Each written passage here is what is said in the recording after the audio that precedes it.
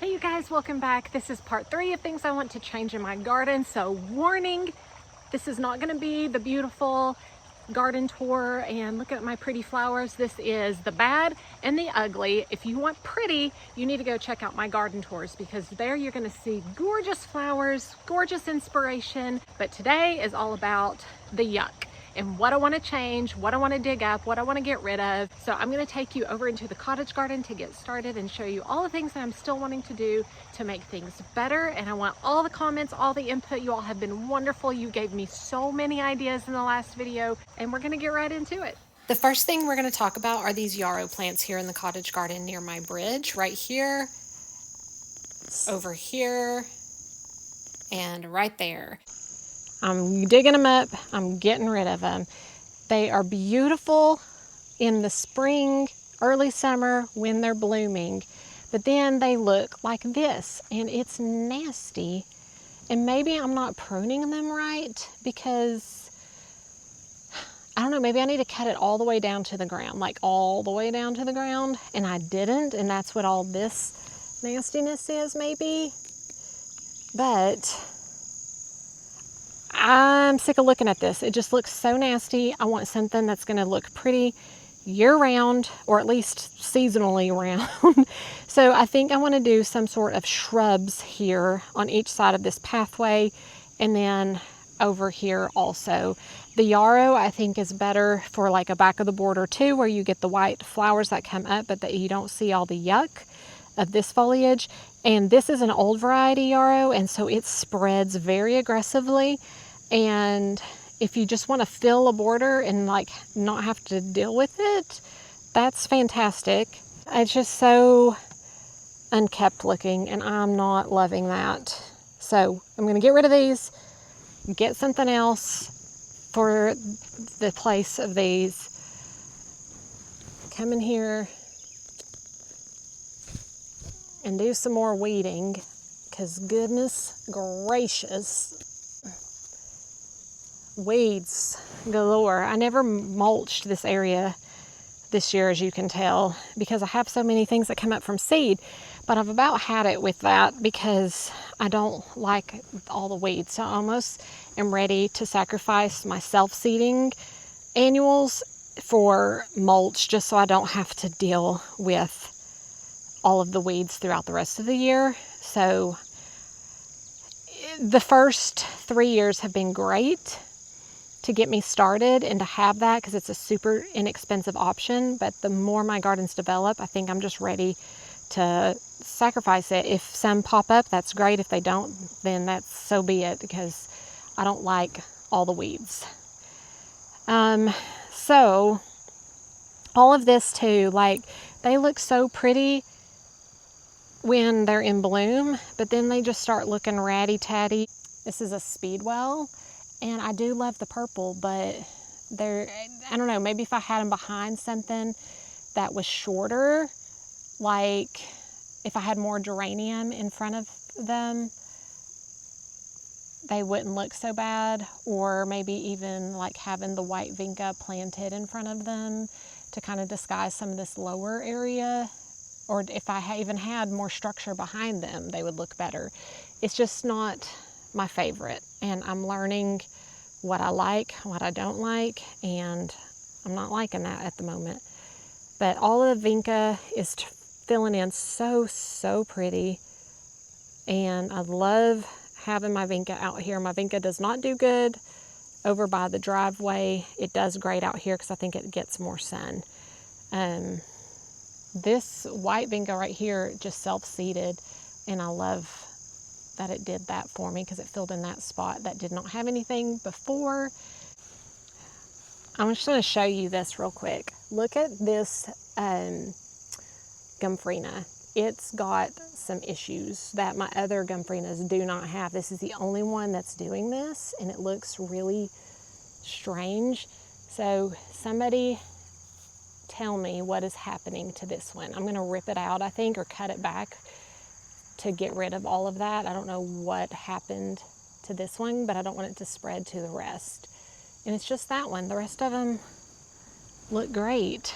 And look at all this color of the Gomphorina. It's just so pretty. And my Rose of Sharon's got lots of blooms. I think the Japanese beetle pressure is finally going back down. And so it's got lots and lots of blooms on it right now, looking so pretty. One more thought with what I replaced the yarrow with. So I've got my lamb's ear dotted throughout here going down the pathway, and I think that looks so pretty. I just planted little divisions of it a month or two ago, and they are filling in. So what if I replaced the yarrow with more lamb's ear on this side? That could look really pretty. So what do you think? And then another area is back behind all of this against the vegetable garden line. In the summer, I have Shasta daisies that come up all through here and look so pretty, but then they die and then they're gone and then there's nothing here. I do have my hydrangea right here that looks really pretty. This is a little lime punch hydrangea I just put in the ground last year. And so this is going to be big and fill in right here. And then I have my Sting arborvitae that's going to get really tall and stay skinny though. And that will fill in right here. But I don't know, I feel like I need to do more like evergreen or hedge type plants instead of the Shasta daisies, so they stay full and beautiful all along the season. Maybe even like, I don't know, like a boxwood hedge or something, just to give a little bit of structure and like to like really divide the vegetable garden from the cottage garden. What do you think? Another thing I need to do is my pufferfish hydrangea is gorgeous and doing so well, but you can see like all the blooms are like over here because my chase tree is shading it out on this side. I'm going to come in. I'm either going to dig this up and move it closer to the bridge right here and maybe move that rose that's right there somewhere else, or I'm going to come in and I'm going to cut that limb on my chase tree that is jutting out towards the pufferfish to give it more room to grow, and just try to keep my chase tree in check and cut out some of these limbs that are just leaning too far out and have it grow more upward. So one or the other, I'm not sure which I'm going to do yet, but all of these limbs are like leaning into my pufferfish. So which should I do? Should I move the pufferfish out, leave the chase tree alone, or should I cut the chase tree back some and make it more vertical as opposed to coming outward and jutting out into the pufferfish?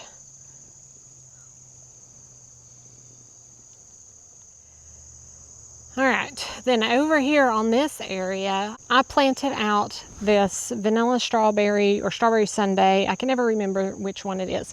I planted this hydrangea out right here and moved it from the greenhouse because I wanted to have the white wedding hydrangeas flanking both sides of the greenhouse. And it's not performing its best. It did much better over by the greenhouse because it got more sun. It is a panicle hydrangea.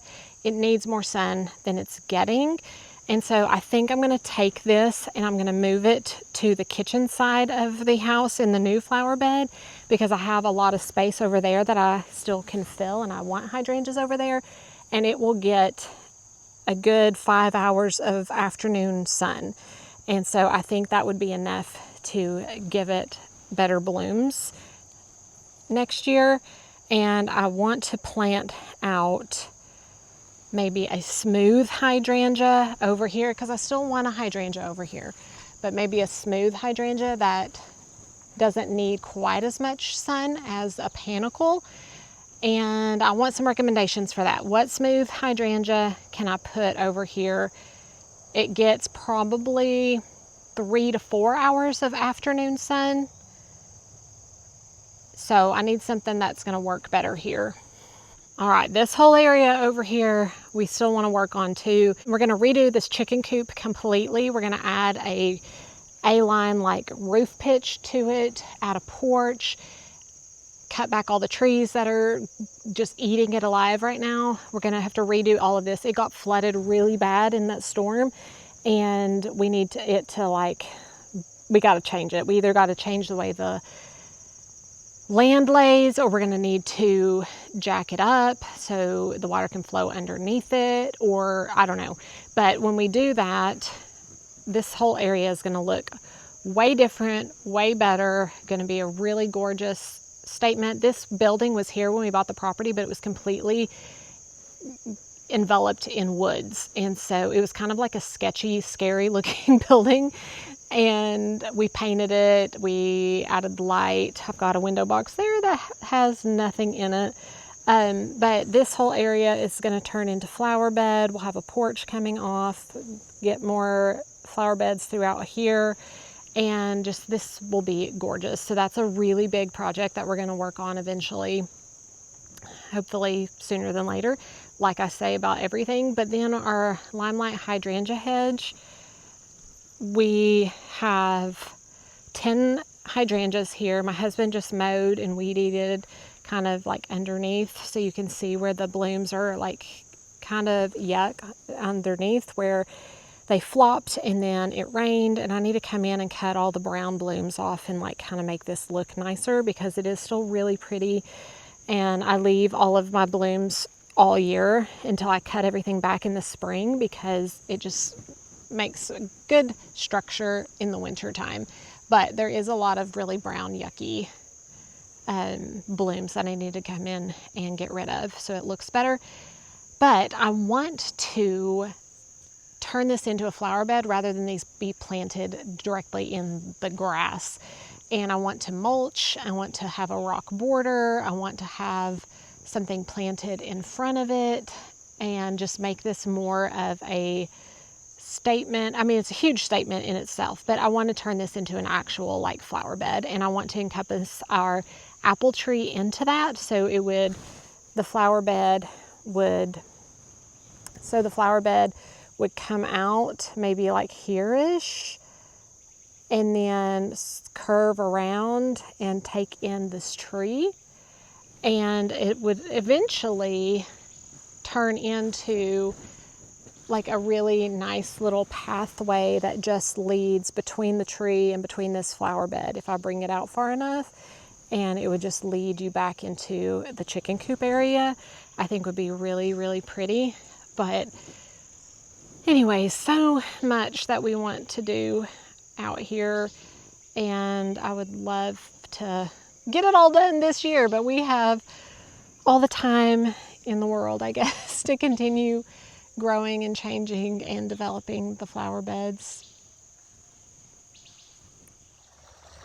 One thing that I have not shown you guys yet is the window boxes. Before we went on vacation, I redid the window boxes because things had died of my neglect, and I needed to throw some things in there to make them full and beautiful again.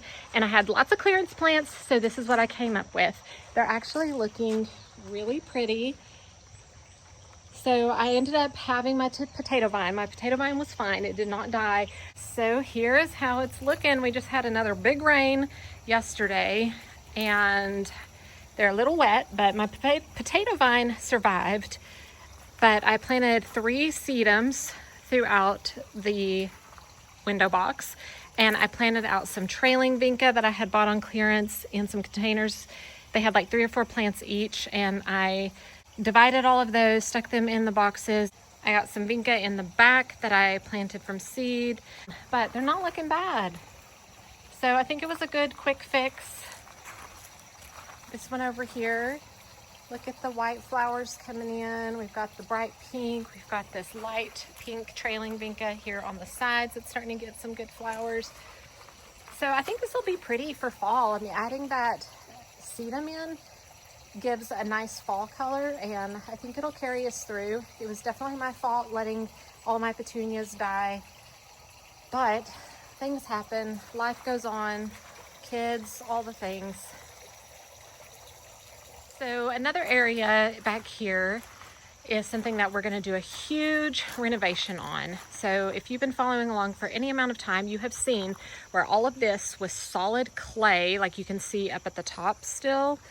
All of this clay was everything going down. It was just nasty, solid clay.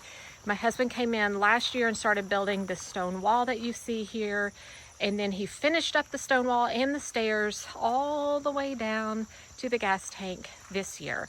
All of this grass that you see here, we're gonna be ripping up because we need to put in a French drain, and we get a lot of flooding through here when it rains really hard, which has happened a lot this summer. So we're gonna rip all of this up, put a French drain in, and then we're just gonna create some skinny flower beds that go all the way down on both sides. You can see that it's kind of started this way a little bit, and that will continue on this side, and then also on the side with the deck. And it'll just be so beautiful. I've got to get more incredible hydrangeas. These were just planted out this spring. I'm going to get more of those to continue the incredibles all the way down on that side of the pathway, back behind the swing set area. Those emerald green arborvitaes are going to grow up and completely cover that gas tank, so that won't be an eyesore anymore. This area that I came in and weeded like a month or two ago has completely reseeded in grass and weeds. We are going to build a lattice trellis to cover all of this area, and we're going to have to put like some weed barrier down or some paper stones or something to keep all of this grass from growing in. So that is very unattractive, not cool. This is a crepe myrtle that I bought on clearance last year. I thought it was dead. But I just moved it over here so it could get more sun, and it's coming back. So this is the white crepe myrtle, and it might be a good one for over there where the weeping cherry tree is. So lots and lots and lots of work to do back here still, but it is going to be absolutely stunning, absolutely gorgeous once we get it completed. And I think the cat approves. She loves sitting on the stairs going up. I don't know if it's because the stairs are nice and cool or maybe nice and warm. I don't know. It may be a good perspective for her hunting skills, but all of this is going to be so beautiful so soon, and we are very, very excited about that. Thank you guys so much for joining me today and helping me decide the things that I definitely need to get on and change in the garden. You all have been wonderful. You gave me so many ideas in the last video to replace my weeping cherry tree that is back here, as well as my pathways and all the other things that I am wanting to change. So if you want to go back and watch that video or read some of the suggestions if you're shopping for a tree, then definitely you want to go check that part 2 video out. If you want to see the first video where I talk about the vegetable garden and completely ripping it out, transforming it into something that is much more useful, much more low maintenance, because my vegetable garden is a beast and I am done dealing with it. I'm done. So we've got lots of different ideas of what we could do with that space. So if you want to go check that out, that would be part 1 of things I want to change in my garden. Anyways, thank you guys so much for joining me today. I hope that you will like this video, subscribe to the channel. I would love to have you here to see all of the different things that we're doing here in the gardens and on the property. We are in Tennessee, Zone 7B. And I just love you guys so much. You've been so kind, so helpful, just a wonderful community. And I will see you guys next time. Happy gardening.